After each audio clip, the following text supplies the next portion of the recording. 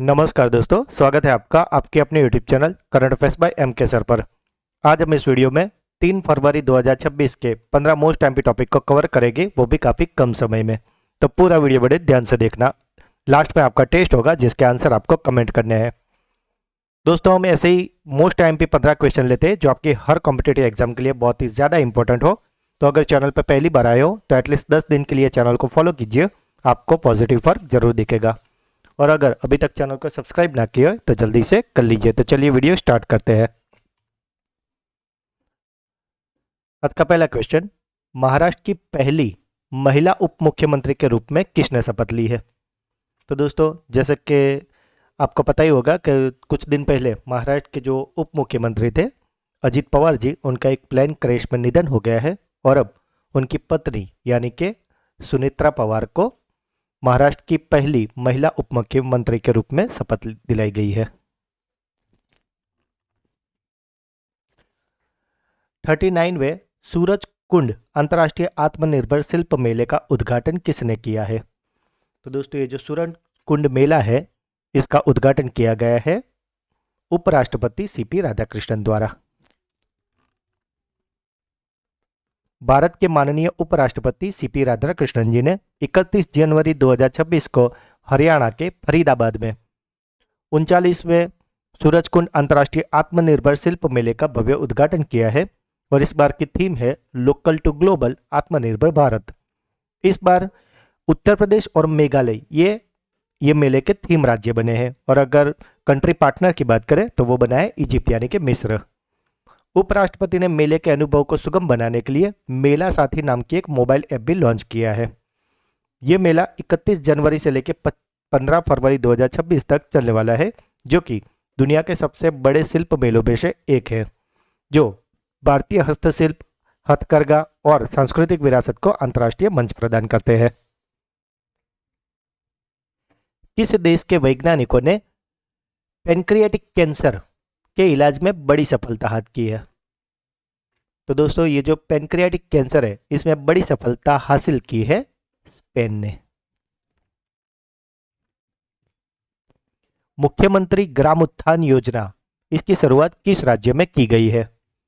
तो दोस्तों, ये जो मुख्यमंत्री ग्राम उत्थान योजना है जिसमें गांवों को भी शहरों की तरह तमाम फैसिलिटी मिल पाए, इसके प्रयास किए जा रहे हैं और इसकी शुरुआत की गई है गुजरात द्वारा।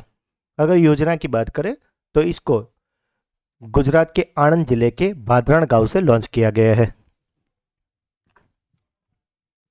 हाल ही में वित्त मंत्री निर्मला सीतारमण ने संसद में किस वित्त आयोग की रिपोर्ट को पेश किया है? तो दोस्तों, ये जो निर्मला सीतारमण जी ने जो वित्त आयोग रिपोर्ट पेश की है वो है 16वीं वित्त आयोग। 16वें वित्त आयोग की अध्यक्षता की बात करें तो वो प्रसिद्ध अर्थशास्त्री और नीति आयोग के पूर्व उपाध्यक्ष डॉक्टर अरविंद पनगड़िया ने की है। आयोग ने केंद्र के करों में राज्यों की हिस्सेदारी को 41% पर बनाए रखने की सिफारिश की है, जिसे सरकार ने स्वीकार भी कर लिया है। यह रिपोर्ट 1 अप्रैल 2026 से लेकर 31 मार्च 2031 तक यानी कि 5 साल के कार्यकाल के लिए सिफारिशें देती है। वित्तीय वर्ष 2026-27 के लिए राज्यों को वित्त आयोग अनुदान के रूप में 1.4 लाख करोड़ रुपए प्रदान किए गए हैं। और अगर वित्त आयोग की बात करें तो इसका गठन भारतीय संविधान के अनुच्छेद 280 के तहत किया जाता है। कार्लोस अल्कराज ने ऑस्ट्रेलियन ओपन 2026 के फाइनल में किसे हराकर खिताब जीता है?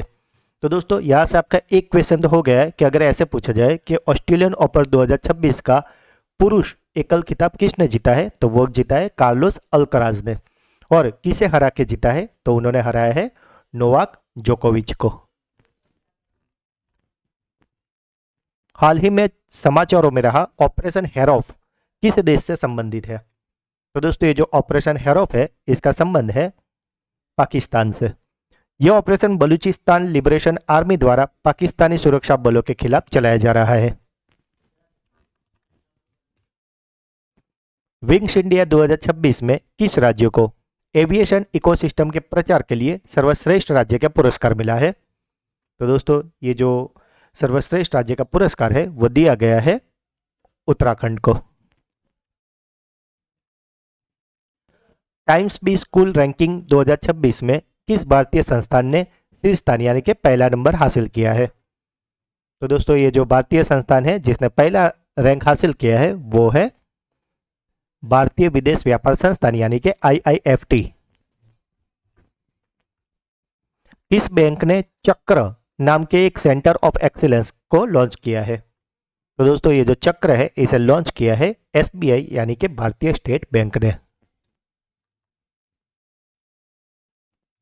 ऑस्ट्रेलिया ओपन 2026 महिला एकल का खिताब किसने जीता है? दोस्तों अभी हमने जस्ट देखा कि पुरुष एकल का खिताब जीता है कार्लोस अल्कराज ने, और अगर बात करें महिला एकल खिताब की तो उसे जीत लिया है एलेना रायबाकिना ने। किस देश ने निपा वायरस के खतरे के कारण भारत से पशु उत्पादों के आयात पर प्रतिबंध लगा दिया है? तो दोस्तों ये जो निपा वायरस के कारण प्रतिबंध लगा है भारत पर वो लगाया है किर्गिस्तान ने। नया आयकर अधिनियम 2025 किस पुराने अधिनियम का स्थान लेने वाला है? तो दोस्तों ये जो नया इनकम टैक्स एक्ट 2025 आया है वो स्थान लेने वाला है आयकर अधिनियम 1961 का। भारत के पहले Bharat Ratna doctor Baba Saheb Ambedkar advocate training and research centre का उद्घाटन कहाँ हुआ है? तो दोस्तों ये जो एडवोकेट सेंटर है इसका उद्घाटन हुआ है नवी मुंबई के तलोजा में यानी कि महाराष्ट्र में। 14 वर्षों के अंतराल के बाद किस देश ने पाकिस्तान के साथ सीधी हवाई सेवा फिर से शुरू की है? तो दोस्तों ये जो पाकिस्तान के साथ जो अब सीधी हवाई सेवा फिर से शुरू की गई है वो ऐसा किया है बांग्लादेश ने। दरअसल दोस्तों 2012 के बाद बांग्लादेश और पाकिस्तान के बीच में सीधी हवाई सेवा बंद हो गई थी, पर अब 2026 में यानी कि 14 वर्षों के अंतराल के बाद इसे फिर से शुरू किया गया है। तो दोस्तों ये थे आज के 15 मोस्ट एमपी प्रश्न। अब बारी है आपकी ब्रेन बूस्टर क्विज की जिसके आंसर आपको कमेंट करने हैं। आज का पहला क्वेश्चन, किस देश के वैज्ञानिकों ने पैनक्रियाटिक कैंसर के इलाज में बड़ी सफलता हासिल की है? किस बैंक ने चक्र नामक एक सेंटर ऑफ एक्सीलेंस लॉन्च किया है? और आज का आखिरी सवाल, 14 वर्षों के अंतराल के बाद किस देश ने पाकिस्तान के साथ सीधी हवाई सेवा फिर से शुरू की है? तो दोस्तों तीनों क्वेश्चन के आंसर आपको कमेंट करने हैं। और अब बारी है हमारे सुपर फास्ट प्लस रिवीजन की जिसमें हम पिछले हफ्ते अब कल के जो 15 मोस्ट एमपी प्रश्न थे उसका फटाफट से एक रिवीजन कर लेते हैं। कल का पहला क्वेश्चन था विश्व आर्द्र भूमि दिवस यानी कि वर्ल्ड वेटलैंड डे प्रतिवर्ष किस तिथि को मनाया जाता है? तो ये मनाया जाता है 2 फरवरी को। 31 जनवरी 2026 को घोषित 2 नई रामसर साइट पटना पक्षी अभ्यारण्य और छारी ढंड किन राज्यों में है? तो दोस्तों ये जो पटना पक्षी अभ्यारण्य है वो है उत्तर प्रदेश में, और ये जो छारी ढंड है वो है गुजरात के कच्छ में। हाल ही में किस स्थान पर नागर विमानन बुनियादी ढांचे की विकास परियोजना का उद्घाटन किया गया है? तो ये हुआ है लेह लद्दाख में। भारतीय रेलवे के किस डिवीजन ने हाल ही में देश की पहली LNG ट्रेन को सफलतापूर्वक परीक्षण किया है? तो ऐसा किया है अहमदाबाद ने। फरवरी 2026 से लेकर फरवरी 2027 के एक वर्ष के लिए किस सार्वजनिक क्षेत्र की इकाई को ग्रेट प्लेस टू वर्क प्रमाणन हासिल हुआ है? तो ये प्रमाणन मिला है SAAL यानी कि स्टील अथॉरिटी इंडिया लिमिटेड को। हाल ही में अमेरिकी संग्रहालय ने चोल और विजयनगर काल की 3 प्राचीन कांस्य मूर्तियों को भारत को लौटाने की घोषणा की है, तो वो कौन सी है? तो दोस्तों ये 3 मूर्तियां हैं शिव नटराजन, सोमस्कंद और संत सुंदरर विद परवाई। आर्थिक सर्वेक्षण 2025-26 के अनुसार भारत के कुल के जनरेटिव AI स्टार्टअप का सर्वाधिक 39% हिस्सा किस राज्य में स्थित है? तो ये है कर्नाटक में। उत्तर प्रदेश के किस संस्थान ने भारत के पहले AI सक्षम राज्य विश्वविद्यालय मॉडल की घोषणा की गई है? तो ये है मेरठ का चौधरी चरण सिंह विश्वविद्यालय। ग्लोबल सॉफ्ट पावर इंडेक्स 2026 में किस देश को दुनिया का सबसे शक्तिशाली सॉफ्ट पावर घोषित किया गया है? तो पहले नंबर पे है अमेरिका। अगर बात करें दूसरे और तीसरे की तो दूसरे पे है चीन और तीसरे पे है भारत। जनवरी 2 और फरवरी 2026 में किस शहर में पहले मेघालय स्पाइस फेस्टिवल का आयोजन निर्धारित किया है? तो ये आयोजित हुआ है मुंबई में। हिंदुस्तान एरोनॉटिक्स लिमिटेड ने SJ-100 वाणिज्यिक विमान के उत्पादन के लिए किस यूनाइटेड एयरक्राफ्ट कॉरपोरेशन कंपनी के साथ समझौता किया है? वो किस देश की है? तो ये है रूस की। किस देश ने हाल ही में अपने पहले घरेलू रूप से विकसित पनडुब्बी जिसका नाम है हाईकुन, इसका पहला अंडर वाटर सी ट्रायल शुरू किया है? तो ये हाईकुन है ताइवान की। पैमाना, जिसका पूरा नाम है performance assessment infrastructure and monitoring analytic. तो ये पैमाना पोर्टल किस मंत्रालय द्वारा लॉन्च किया गया है? तो इसे लॉन्च किया है सांख्यिकी और कार्यक्रम कार्यान्वयन मंत्रालय ने। समर्थ पंचायत पोर्टल के माध्यम से संपत्ति कर की डिजिटल वसूली करने वाला भारत का पहला जिला कौन सा बना है? तो ये बना है छत्तीसगढ़ का दमोतरी। और कल का आखिरी क्वेश्चन था, भारत का पहला पूर्णतः एआई सक्षम विश्वविद्यालय किस राज्य में स्थापित किया जाएगा? तो ये स्थापित करने वाला है उत्तर प्रदेश में। तो दोस्तों ये थे कल के 15 मोस्ट एमपी टॉपिक, जिसे फिलहाल तो हमने काफ़ी क्विक रिवीजन किया है, पर कल के वीडियो में हमें ने इसे काफ़ी डिटेल में और अच्छे से और इमेज के साथ समझाया। तो अगर अभी तक आपने वो वीडियो नहीं देखा तो उसे जरूर देख लेना।